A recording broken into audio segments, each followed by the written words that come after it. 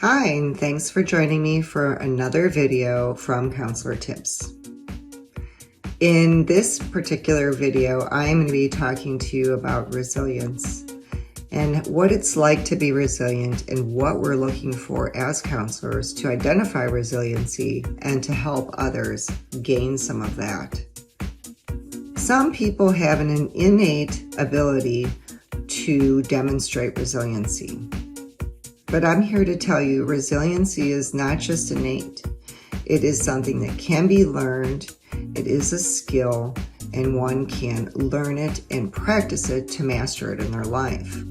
Resiliency has been defined as one's ability to manage life's challenges, stresses, changes, and pressures of life effectively. It is when someone can cope and adapt to adversity. It's when someone has the ability to return to a more balanced life, especially after disruptions in their life, their relationships, or their career. Resilient people are able to adapt successfully to stressful or adverse circumstances, such as poverty, mental illness, disasters, terrorism, physical or psychological trauma, divorce, job loss, prison, loss of a loved one, a parent's divorce, prolonged stress, physical or sexual abuse, or the feeling or actual lack of safety. Resiliency, or otherwise known as positive behavioral adaptation, is critical when people encounter any kind of life's disturbances or trauma. How do we know if a client is resilient or not?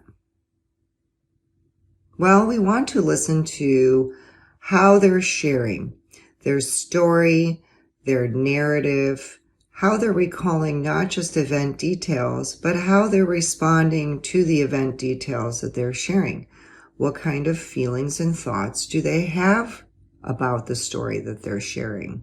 While we're listening to the client's sharing of their story or their narrative, we want to pay close attention to the themes that the client shares. Now, when I'm teaching students or supervising people, I'm always stressing this.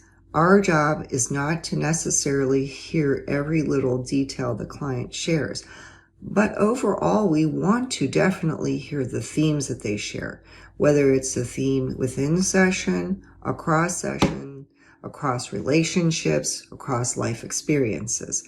Always be listening for the themes. So a resilient person can take what's known as reasonable risks. But this is something that you and the client are actually going to have to evaluate. Does the client have difficulty taking risks at all? Is the client too risky? Is the client able to make and manage reasonable risks in their life? A reasonable risk is when a client can make decisions and make movement with a certain amount of caution, but not something that is making them fearful or stall, and they're able to understand the consequences that would occur as a result of their choice to take the risk. When a person is able to take a reasonable amount of risk, it is directly related to their reasonable amount of flexibility or spontaneity. We want to be able to help the client assess their level of ability to take risk, their ability to have reasonable amounts of fear or hesitation of the unknown without becoming paralyzed. We want to investigate with them their ability to embrace the unknown and accept that it can become a level of unknown as a challenge and eventually learn and grow from it.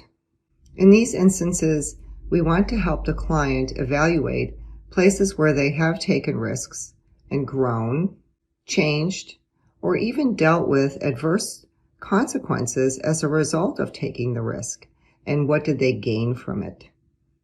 You want to help the client struggle through their uncertainty, but not to a place where it evolves into a narrative that informs them that if they do or do not make a choice, that something awful is going to happen to them. Resilient people recognize a level of uncertainty is not related to negative consequences, and they also tend to have lower levels of anxiety when situations or relationships seem uncertain. In a resilient person, a survival type of narrative is generally not found unless there is a survival situation actually happening. When working with your clients, you want to help them evaluate, do they subscribe to a victim narrative? A victim narrative might sound like some of these types of statements. Why does this always happen to me? I'm always a victim of circumstance. Why do terrible things happen to me? You want to ask yourself these questions when you're looking at the client's themes while working with them. Is the client appear to be someone who is passively living their life where things are happening to them?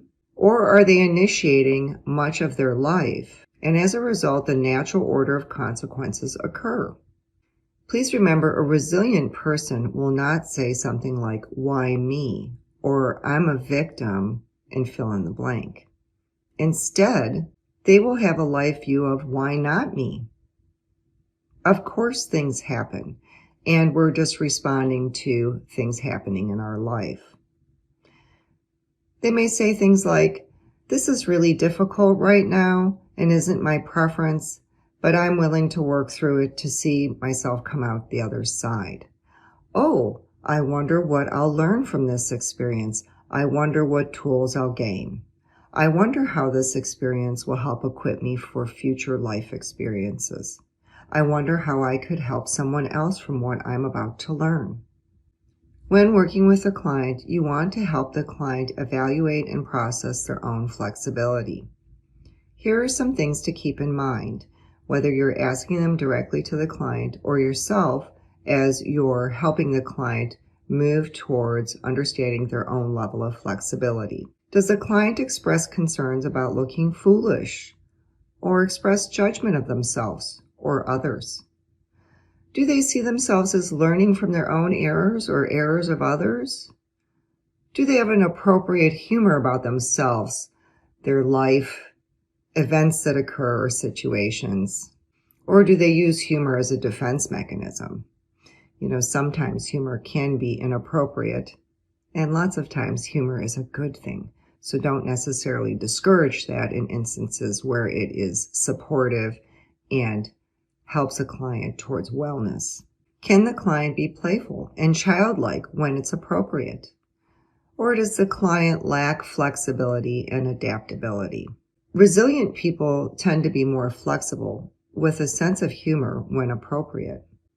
They can be more spontaneous, but yet not impulsive. A resilient person will find any difficulty in their life or challenge as an opportunity to grow and to look at what they can gain from this difficult or challenging experience. Resilient people will see that mistakes are a part of learning and not have self or other condemnation. They'll see it as a natural order of learning with very little regrets. You'll see resilient people tackling problems, seeking solutions, and persevering until a result is achieved. Remember, with a resilient person, we will often hear a growth narrative or an opportunity narrative when they come up against life's challenges or difficulties.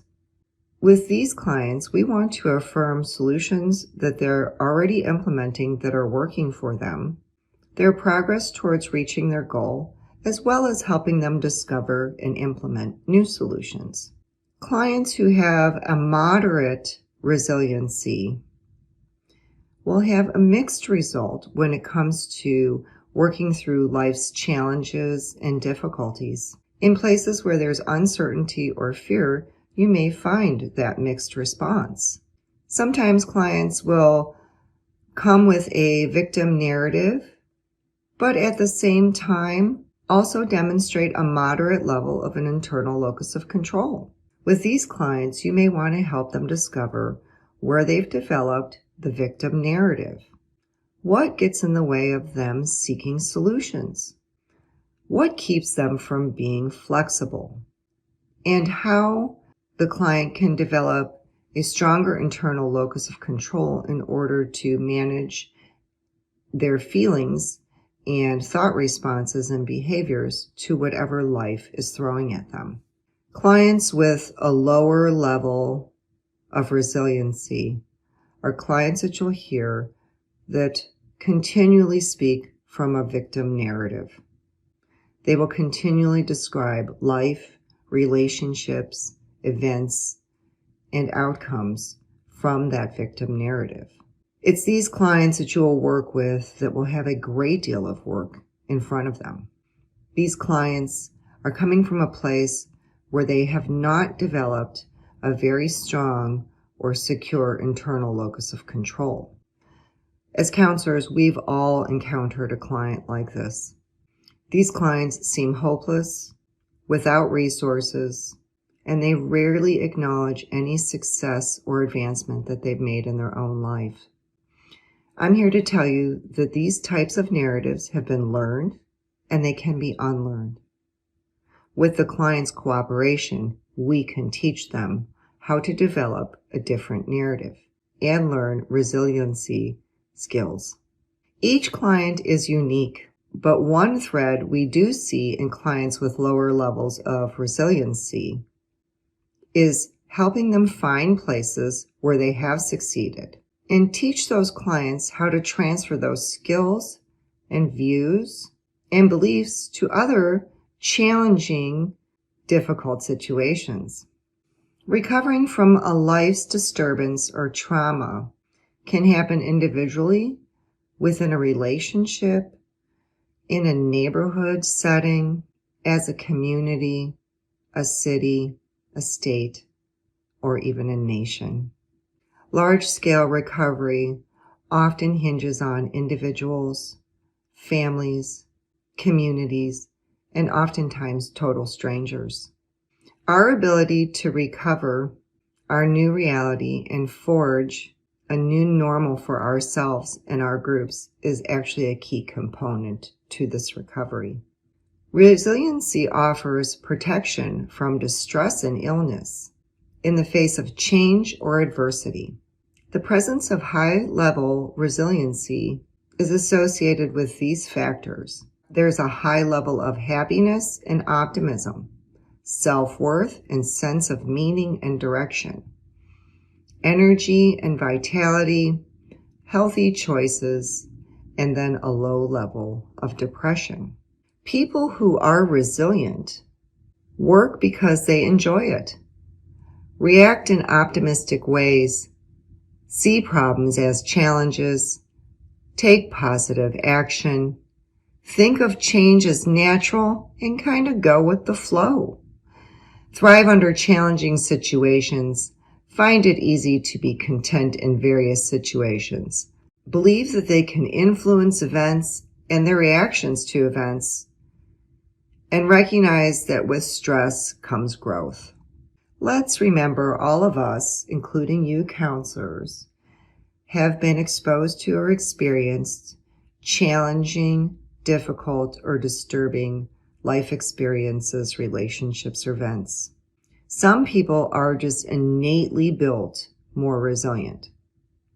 Resiliency is just part of their makeup. Some people have learned resiliency and can progress through disturbances quickly, making sense of them and completing them and arriving at an understanding of how they have impacted their life and their journey. Others may get stalled and end up in the chair across from you because it has interrupted their life, their relationships, their education, their career. We are counselors and help clients move towards wellness through strength-based approaches.